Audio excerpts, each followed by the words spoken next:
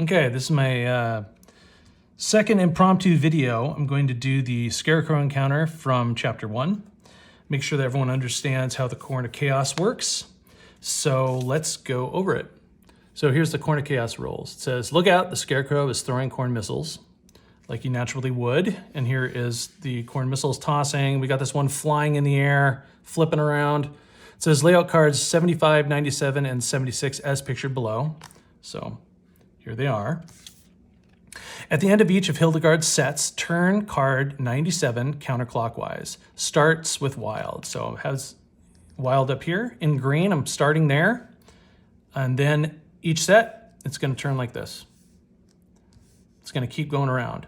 It says count each complete circulation of card 97 with a cube. For each circulation, add +1 to hit. So if it rolls around once,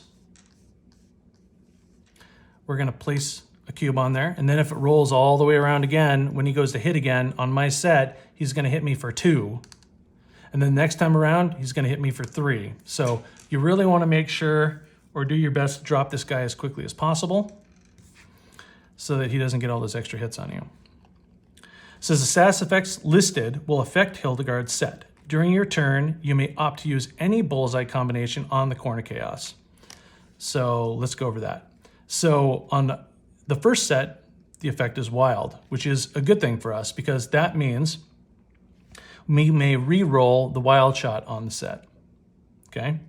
But once we get to set number 2, things are gonna get a little rough. Then we have tame, which is no wild shot on the set. Then the next one we have flub, which is -1 wild shot on set. Then we have hit, which means he automatically gets a hit on us, okay?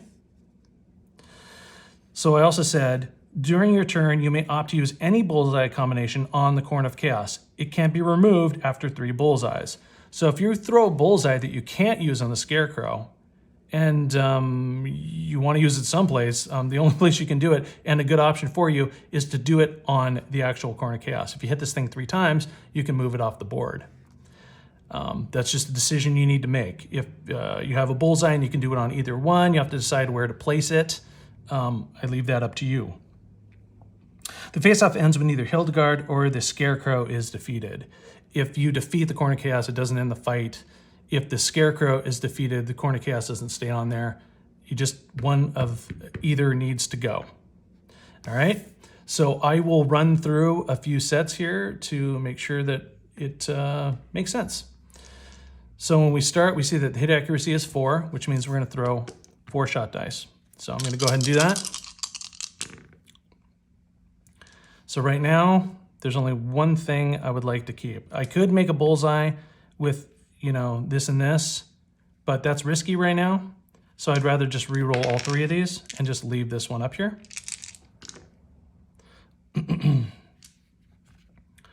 So now I'm forced to use it because I got these 2 guys, and I could use these to knock the Corn of Chaos once, or I could re-roll. I'm going to choose, for this turn, you know what I'm going to do? I'm going to actually hit it. I'm going to hit that one once, and I think I'm going to stop there, and then hopefully, all right, so I'm going to hit the Corn of Chaos, actually, which I normally don't do, but I'm thinking that, we'll give it a shot. So I hit the Corn of Chaos, and my turn is now complete, and it's going to be the Scarecrow's turn. And his hit accuracy is 3. All right, so that's good. So none of these 3 match up with the first one on the meter here. So that means he hasn't hit, and he can't use any 3 of these. Again, great. So what we're going to do is he has to keep one just like we do. So it doesn't matter which, so we'll just have him keep that one. And he's going to re-roll these 2. Okay, so now he could potentially use the dot, so we're going to leave it there. And then we have to re-roll this one for him. And he got a blank. Very good, very good. So it's a wash for him. He didn't do anything. Okay? So now we're going to take and we're going to move this to tame. So tame means no wild shot on the next set. Okay, so that's for us, no wild shot. We have our 4 shot dice. I'm gonna roll. And I got a bullseye right off the bat. It's not the bullseye I wanted because it takes 3 dice, but we're happy to take it. So we got 1 bullseye. I'm not gonna risk, trying to get 2. It would be, well, actually you can't because this one's out of play more or less. I'm not gonna roll this because it doesn't matter.